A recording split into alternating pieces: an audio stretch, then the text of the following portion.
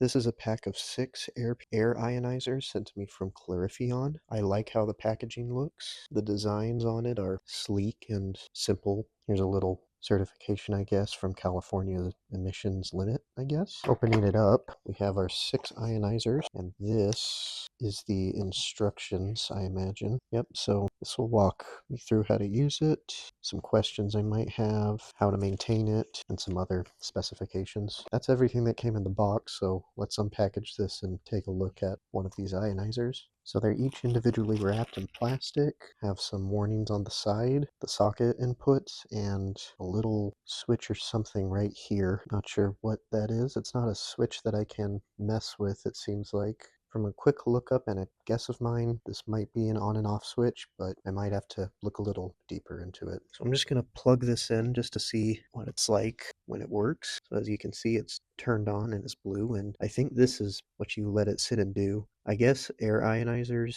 release negatively charged ions or particles into the air that's supposed to kill bacteria or make the environment healthier, I believe.